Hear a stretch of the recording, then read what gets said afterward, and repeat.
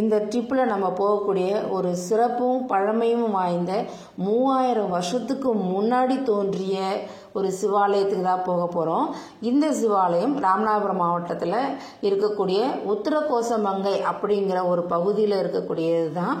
இங்கே சிவன் முதன்முறையாக தோன்றியதாகவும் தன்னுடைய நடனத்தை சிவகாம சுந்தரிக்கு பள்ளியறையில் நாட்டியம் ஆடி காமிச்சதும் இந்த இடத்துல தான். அதனால தான் இந்த இடத்துக்கு ஆதி சிதம்பரம் அப்படின்னு சொல்லி பேர் இருக்குது. அப்படி புகழ்பெற்ற கோவிலுக்கு நம்ம போக போகிறோம். இந்த கோவிலுடைய முழு தகவலையும் நான் உங்களுக்கு இந்த வீடியோவில் ஷேர் பண்ணுறேன். வாங்க வீடியோக்குள்ளார போகலாம்.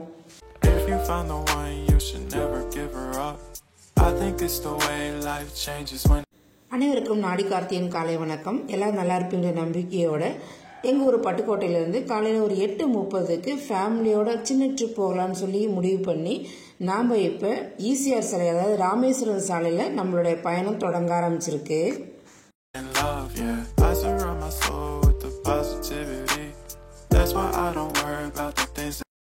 இந்த சாலை வழி பயணத்தில் ஒரு குறிப்பிட்ட தூரம் வரைக்கும் நமக்கு பரிச்சயமானதாகவே இருக்கும். நெப்போலியனோட ஆங்கிலேயர்கள் போரிட்டு அந்த வெற்றியை கொண்டாடும் வகையில் தஞ்சை ஆண்ட சரபோஜி மன்னர் தான் 7 அடுக்கு கொண்ட ஒரு கோபுரத்தை நினைவு சின்னமாக கட்டியிருப்பாங்க. இந்த நினைவு சின்னத்தினுடைய அழகையும் அங்கிருந்து நம்ம பார்க்கக்கூடிய கடற்கரை பகுதியையும், இது எவ்வளவு தூரத்தில் இருக்கு, எப்படி அமைச்சிருக்காங்க அப்படிங்கிற எல்லா தகவலுமே நான் வீடியோவா அப்லோட் பண்ணியிருக்கேன்.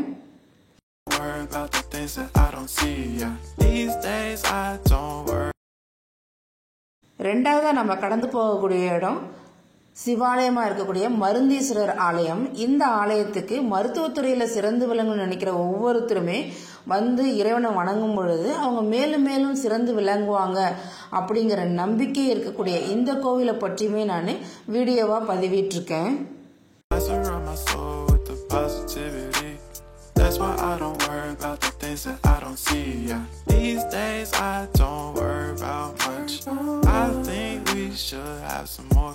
பட்டுக்கோட்டையிலிருந்து சேதுபாசத்திரம், கட்டுமாவடி, மணல்மேல்குடி, கோட்டைப்பட்டினம், மீமிசல், தொண்டி, உப்பூர் வழியா உத்தரகோசமங்கையில் இருக்கக்கூடிய மரகத நடராஜ பெருமானை பார்க்கறதுக்கு போயிட்டு இருக்கோம்.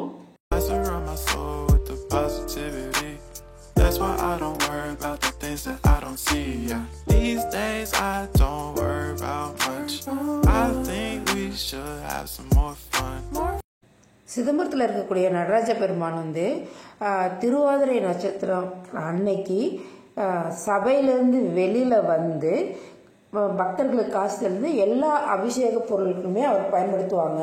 ஆனால் இந்த கோவிலில் இருக்கக்கூடிய மரகத நடராஜ பெருமானுக்கு ஆண்டுக்கு ஒரு நாள் மட்டும் சந்தன அபிஷேகம் இல்லாமல் இருக்கும். அது மட்டும் இல்லை, இவர் இருக்கக்கூடிய சபைக்கு பேர் ரத்தன சபை அப்படின்னு சொல்லி சொல்லுவாங்க.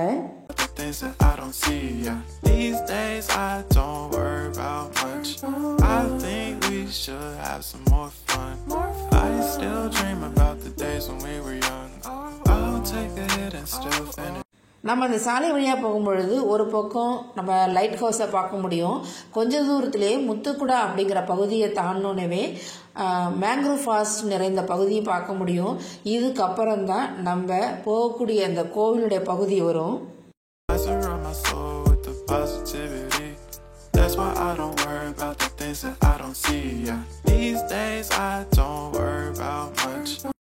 சிவபெருமானுடைய 5 சபையில் சிதம்பரம் தில்லை நடராஜா பெருமான் விட்டிருக்கக்கூடிய பொற்சபை, குற்றாலத்தில் இருக்கக்கூடிய குற்றாலநாதருடைய சித்திர சபை, 2 பற்றியுமே நான் வீடியோவாக பதிவிட்டிருக்கேன். இப்போ நம்ம உத்தரகோசமங்கையில் இருக்கக்கூடிய ரத்தன சபையை பார்க்க போகிறோம்.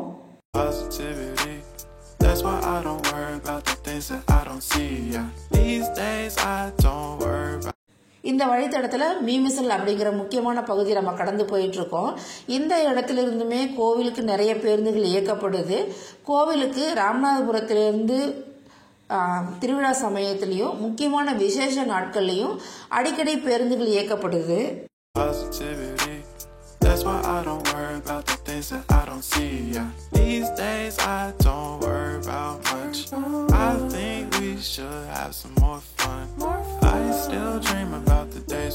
இந்த இடத்த நம்ம கடந்து போகும் பொழுது உப்பளங்கள் பகுதியை பார்க்க முடிஞ்சது. காரணம் என்னன்னா, இது வந்து கடல் பகுதியை சார்ந்தே வந்துட்டு இருக்கு. அதனால இந்த இடத்துல விளைநிலங்களும் அதிகமாக இல்லை. Positivity. That's why I don't worry about the things that I.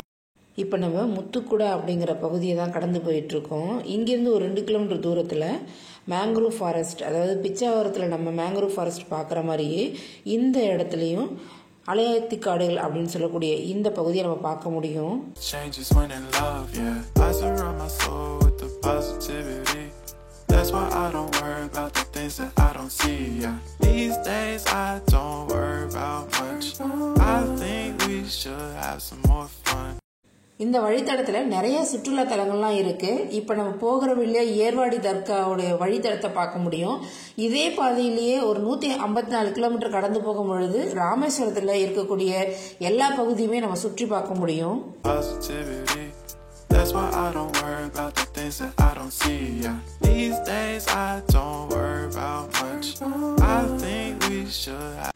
திராவிட கலையை ஒத்திருக்கக்கூடிய இந்த கோவிலுடைய சிவனை காரைக்கால் அம்மையார் வந்து வணங்கின ஒரு சிறப்பு இருக்கு.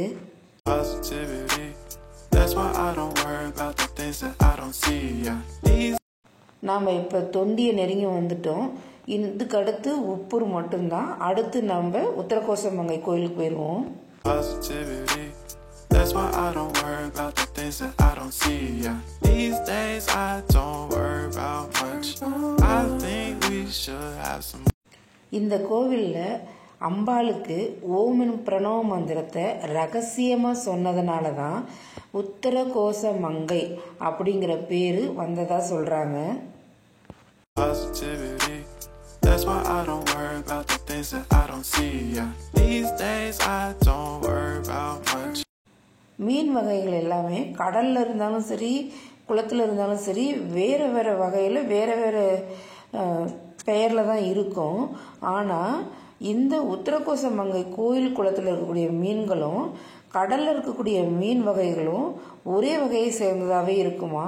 இந்த சிறப்பு வேறு எந்த கோவிலுமே கிடையாது. These days I don't worry about much. I think we should have some more. சிவாலயங்களில் நிறைய நம்ம பார்த்தோம்னாக்கா வில்வ இலையை தான் பூஜைக்கு பயன்படுத்துவாங்க. ஆனால் இந்த கோவிலில் மட்டும்தான் சிவபெருமானுக்கும் அம்பாளுக்கும் தாழம்பூவை பூஜைக்கு பயன்படுத்தி அலங்காரம் பண்ணுறாங்க. அதுவும் சித்திரை தேரோட்டத்தில் இந்த பூவை அதிகமாக பயன்படுத்துகிறதா சொல்கிறாங்க. That's why I don't worry about the things that I don't see, yeah. These days I don't worry about much. I think we should have some more fun. I still dream about the days when we were young. சங்க காலத்தில் நாம் இப்போ போயிட்டு இருக்கிற இந்த கோவிலுடைய பகுதியை வந்து இளவந்திகை பள்ளி அப்படின்னு சொல்லி பேர் இருந்திருக்கு. காரணம் என்ன அப்படின்னாக்கா அங்கே நிறைய இளந்த மரம் நிறைய இருந்ததாகவும் அதனால தான் இப்போ இந்த கோவிலுக்கு தலவிருச்ச மரமாக அமைஞ்சிருக்கிறதாகவும் சொல்கிறாங்க. These days I don't worry about much. I think we should have some more fun. I still dream about the days when we were young. இப்போ வரக்கூடிய இடம் ஒரு முக்கியமான இடம்னே சொல்லலாம். இந்த இடத்துல நம்ம கவனமாகவும் நமக்கான டைரக்ஷனை நல்லா தெரிஞ்சுக்கிட்டு அதுக்கப்புறம் நம்ம பயணத்தை தொடரணும். These days I don't worry about much.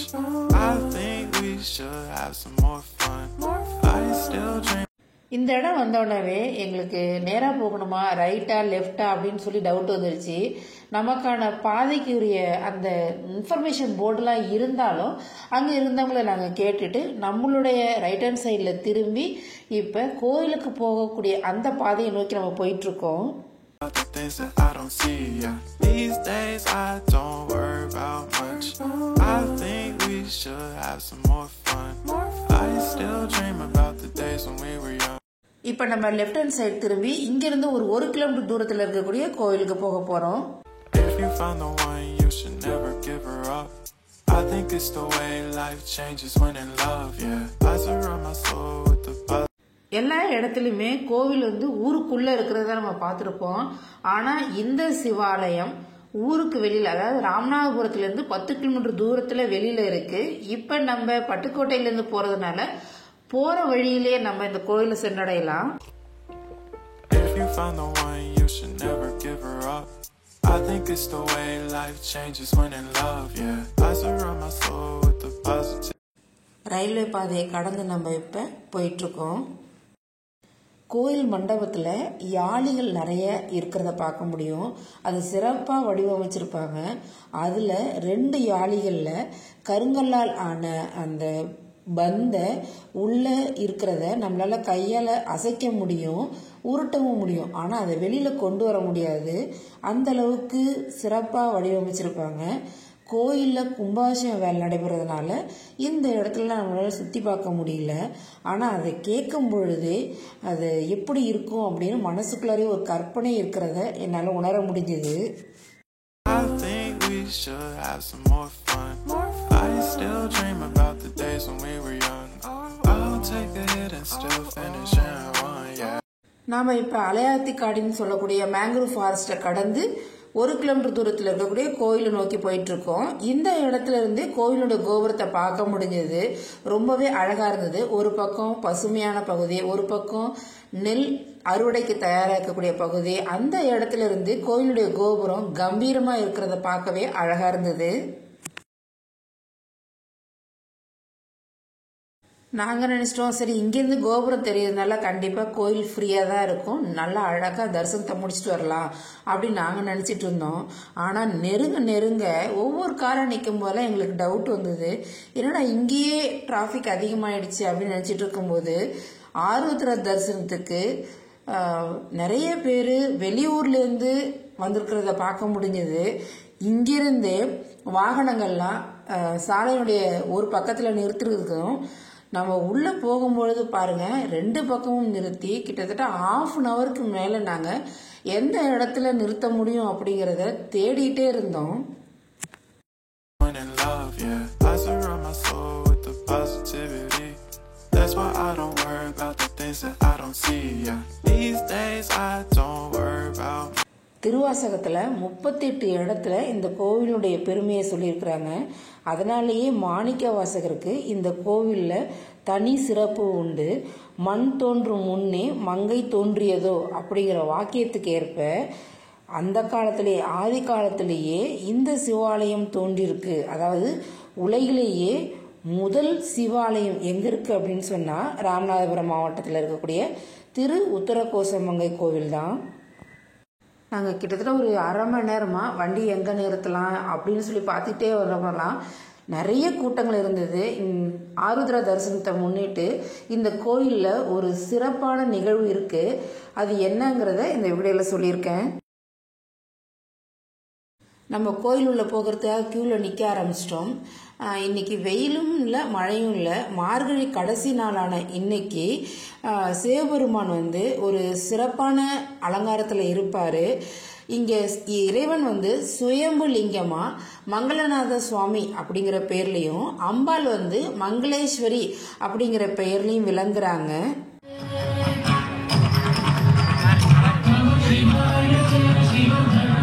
மார்கழி திருவாதிரை நட்சத்திரம் வரக்கூடிய அந்த ஒரு நாள் மட்டும்தான் இறைவனை சந்தன காப்பு இல்லாமல் மரகதத்தினால் ஆன நடராஜர பெருமானை நம்ம வணங்க முடியும்.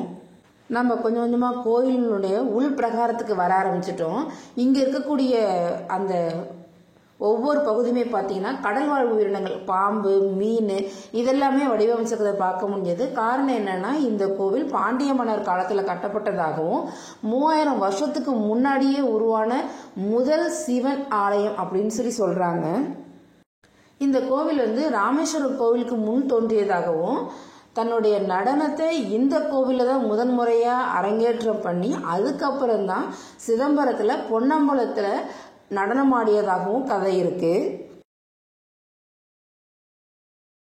சிவபெருமான் இந்த கோவிலில் பார்வதி மட்டுமே தன்னுடைய நடனத்தை ரசிக்கணும் அப்படிங்கிறதுக்காக பள்ளியறையில் நடனம் ஆடியிருக்காரு. அதனால தான் இந்த இடத்துக்கு ஆதி சிதம்பரம் அப்படின்னு ஒரு சிறப்பு பெயருமே இருக்கு. சிவனை வழிபடுறதுக்கு முன்னாடி பலிபீடமும் மிகப்பெரிய நந்தி இருக்கிறத பார்க்க முடிஞ்சது. இதுக்கப்புறம் நம்ம வீடியோ எடுக்க முடியாத காரணத்தினால இறைவனை வணங்கிட்டு அதன் பிறகு வெளியில் இருக்கக்கூடிய சுற்றுப்புற அழகையும் உங்களுக்கு நான் காமிக்கிறேன். நம்ம நடனமாடக்கூடிய சிவபெருமான மரகத கற்களை கொண்டு 6 அடி உயரத்தில் இருக்கக்கூடிய இந்த இறைவனை வணங்குறதுக்கு கிட்டத்தட்ட நம்ம 3 மணி நேரத்துக்கு மேலே நின்று பொறுமையாக இருந்து இறைவனை வணங்கிட்டு நிம்மதியோட அந்த ஒரு பார்த்து சந்தோஷத்தோடு நாம் இப்போ அம்பாள் சன்னதிக்கு வந்திருக்கோம். அம்பாள் சன்னதியில் அந்த அளவுக்கு கூட்டம் இல்லை. டைரெக்டாகவே சாமியை கும்பிட்டுட்டு நாம் இப்போ சுற்றுப்புறக்காலத்தில் இருக்கக்கூடிய எல்லா தெய்வங்களையும் வணங்கிட்டு வெளியில் வர ஆரம்பிச்சிட்டோம். இது தரிசனத்தில் முன்னிட்டு இருக்கிறதுனால நிறைய கடைகள் இருக்க பார்க்க முடியுது. அதே சமயத்தில் அங்கங்கே அன்னதானம் வழங்கினதையும் நம்ம பார்க்க முடிஞ்சது. அந்த இடத்துல நமக்கு பிடிச்ச சாப்பாடை வாங்கி சாப்பிட்டுட்டு நாம் இப்போ கிளம்ப தயாராகிட்டோம். விலை மதிக்க முடியாத பச்சை மரகத கற்களாலான நடன காட்சியோடு இருக்கக்கூடிய சிவபெருமானை வணங்கிய சந்தோஷத்தோட நம்ம பயணம் இதோட முடியுது. இந்த வீடியோ உங்களுக்கு பிடிச்சிருந்ததுன்னா ஸ்மைலியோட ஒரு லைக் பட்டனை தட்டி விட்டு, இது வரைக்கும் நீங்கள் சப்ஸ்கிரைப் பண்ணாமல் இருந்தீங்கன்னா மறக்காமல் சப்ஸ்கிரைப் பண்ணிட்டு தொடர்ந்து இது மாதிரி வீடியோ நீங்கள் பார்க்கணுன்னு ஆசைப்பட்டீங்கன்னாக்கா பக்கத்தில் இருக்கிற பெல் பட்டனை ஆளில் வச்சுக்கிங்க. அப்போ தான் நான் அடுத்தது போடக்கூடிய வீடியோ உங்களுக்கு நோட்டிஃபிகேஷனாக வந்து சேரும். நம் சொந்தம் தொடர மீண்டும் ஒரு புதிய வீடியோவில் சந்திப்பது உங்கள் நாடி கார்த்தி. தேங்க்யூ ஃபார் வாட்சிங். நன்றி, வணக்கம்.